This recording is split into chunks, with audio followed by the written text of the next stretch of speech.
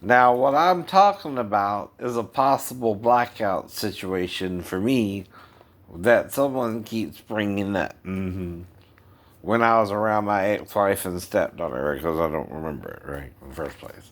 So I'm treating it kind of like AA, right? Well, one of the things you're supposed to do in AA is if you did someone wrong, try and figure out how you did them wrong and tell them you're sorry for that wrong, right? Right.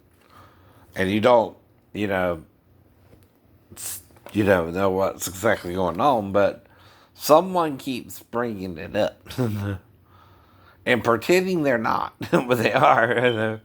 And you don't know who it is, whether it's the mother or someone on base, right? Because those are the only two places you were at the time, too, right? You were around the mother for 4 months, living with her in an apartment, trying to get to know her. Then all of a sudden, she's wanting to get her daughter, but she starts behaving differently towards you, right? You get into your first big fight where you have to pick her up to put her in the bed to even leave the room right next to you, right? She's getting a little volatile there. So then you go to your hearing for Navy stuff up in Bethesda, Maryland, right? You wind up staying longer than you planned for 2 weeks, right? But when you get back, all of a sudden she's wanting to go get her daughter in Arkansas. I don't know. And you go along for the ride, right? Right. So she lets you drive. You drive through the mountains fast because you got to be back by Monday, too. You didn't apply for leave. You didn't have time to. You weren't talking to her for 2 weeks. You were in the hospital. And all of a sudden, unplanned. Maybe she forgot that too, right?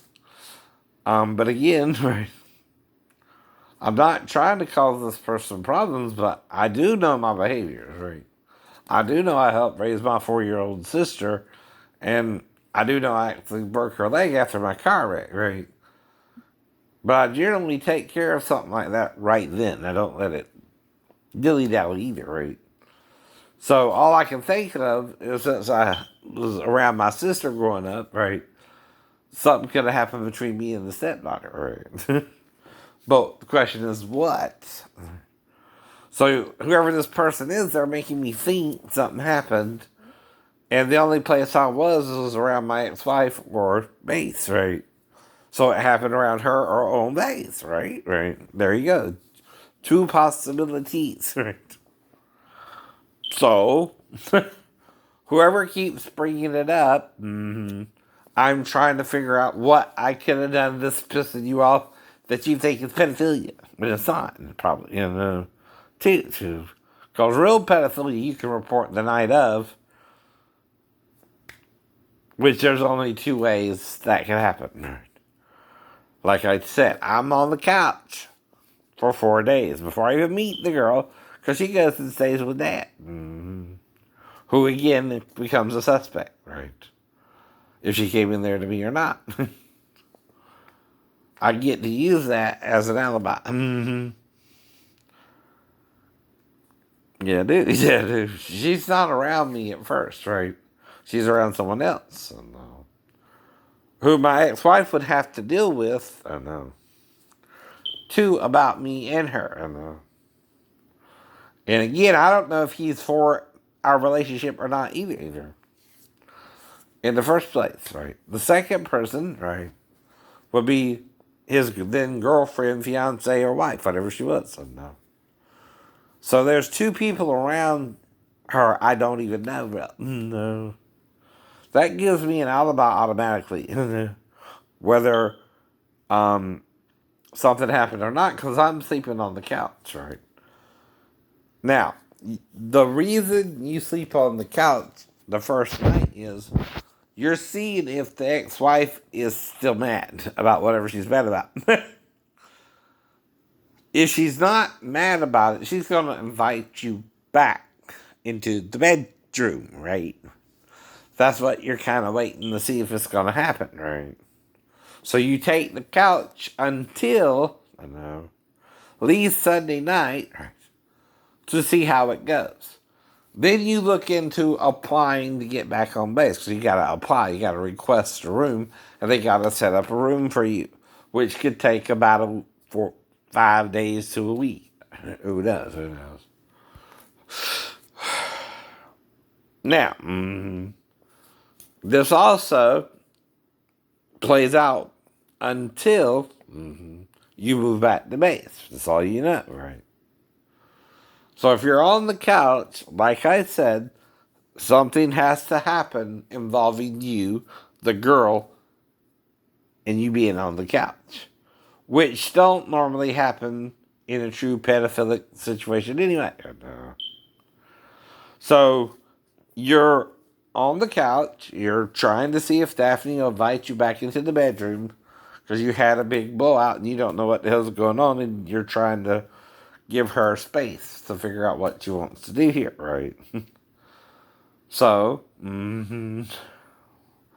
but you also help raise your 4-year-old your sister. So you were around the female. This person don't seem to know that, and Daphne met my sister, so he knows I'm telling the truth. Only one who did meet her is Sal and his girlfriend. Uh-oh, plot thickens, dun dun dun. Anyway. So someone thinks something happened after she came back from Dad's. And that between that time and the time I moved back to base, if my wife didn't invite me back into the bedroom and slept with her daughter until I could move back to base, right? In the bedroom, right? And all I know is we would interact for either the whole weekend or till Friday at least, right? And I moved back to base, right? So she would have 1 to 4 nights where the daughter could have came in there to me if I'm on the couch and she's in there with her anyway. I don't remember all the details. Because 20 days later, around September 15th, I fell on base and was injured. Right? And was in a bad situation. Because I got locked out my room, which is on the 3rd floor, which I would have to get in unusually by. After exhausting every normal way to get into the room. First, you go see if there's a master key or a spare key for the rooms, right? Period. And then you go to security to see if they can help you break in or something. That's the only thing you can do. Or you go to another barracks to see if they know anything about the other barracks, right? Only things you can do. Or you get someone to help you out and they help you get a couple of screwdrivers and you try to break into the door. It's one of those thick navy oak doors, right? You can't get in. You can't get in. So you tried a credit card thing. Well, you've been the credit card, so it's not your credit card, so you're kind of careful with that. Right? That didn't seem to work. No, no. So what other option do you have? Try the window? Try the window. I tried the window. And that's all I remember. I counted the rooms to my room. Like, that's the first thing you do.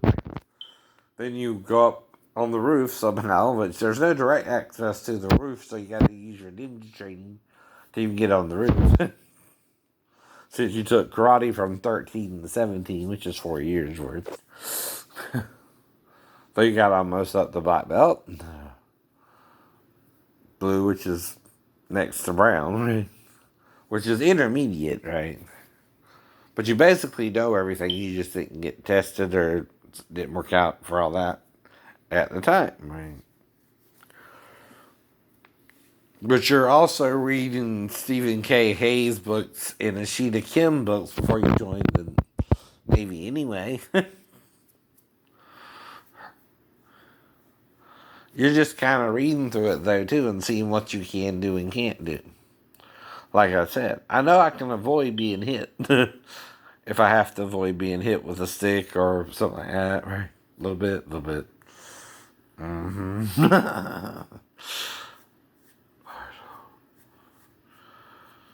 I know how to defend myself to a certain degree, right? One of them was just jumping out the damn way. Back and forth, back and forth.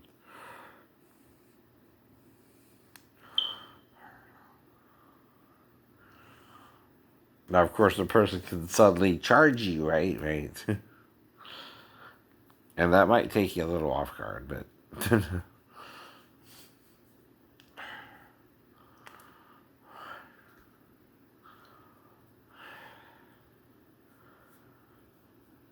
hmm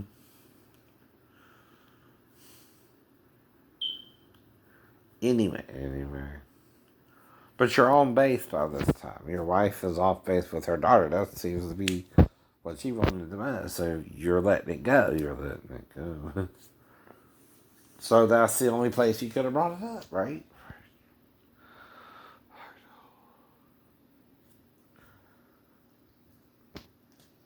Like I said, you're just reading into it. Seeing what you can do from what you can't do. You're even jumping off your trailer, which is why you think about using the window anyway. And it's not like it's 59 feet like the Temple Mount in Jerusalem, which even Jesus was tempted to jump off of, right? That's 60 feet, 30 feet higher than the barracks anyway. I know it is. You're not trying to do something you didn't see. You see a couple of stunt guys being punched to a table off a balcony about a story high. And you could probably do that too. Not that you're a stunt guy or anything, but you've seen all that, right?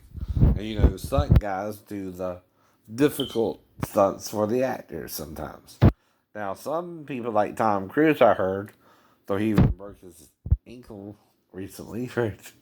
Hope it's not giving you any arthritic pain, Tom, as well. But Tom Cruise broke his ankle a few years ago shooting the last Mission Impossible, right? Hope it ain't giving you any arthritic pain or anything at your age. It could be though, right? I don't know. Or Jackie Chan, I heard, broke a bunch of bones, and he might would understand what I'm talking about. Why you might would have arthritic pain, which isn't a crime to have, especially if you should be paralyzed.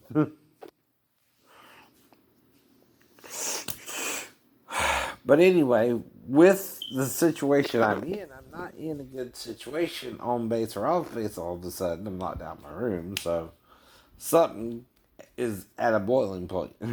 Either way. And I gotta find a place to sleep for the night. Which I have two options.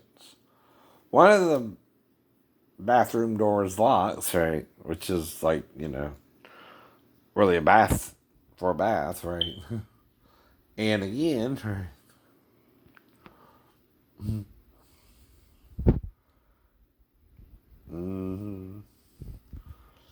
And if you took a bath in there, you probably think about all the girls who'd probably bathed in there too before you, because it used to be the female variants. You might would play with yourself too.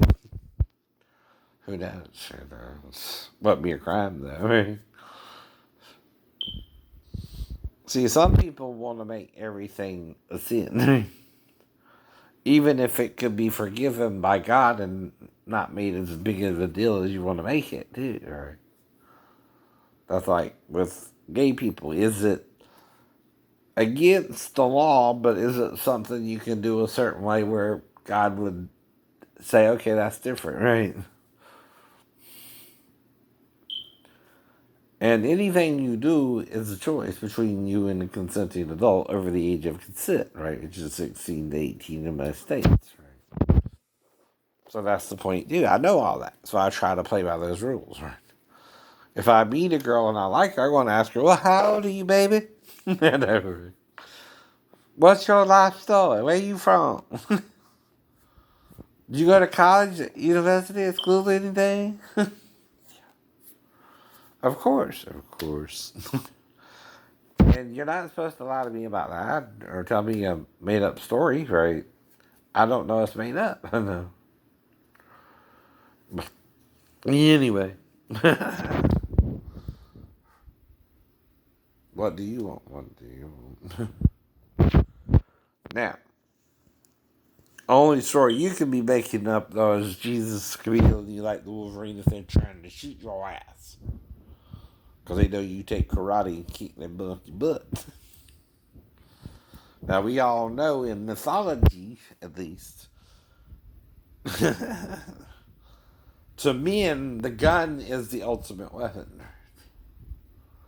But is it to God, who says, no weapon formed against us shall prosper, including the gun, including nuclear warheads, including neutron bombs, right? All depends on who you put your trust in, right? God or the weapon. Men who are trying to murder put their trust in the murder weapon, which is the gun, right? Neutron bomb or nuclear warheads. Faith cometh by hearing, and hearing by the word of God, right? And I've read more of it than you, and so I'm right and you're wrong. And all I can do is show you you're wrong. You're wrong. Without condemning you either. You're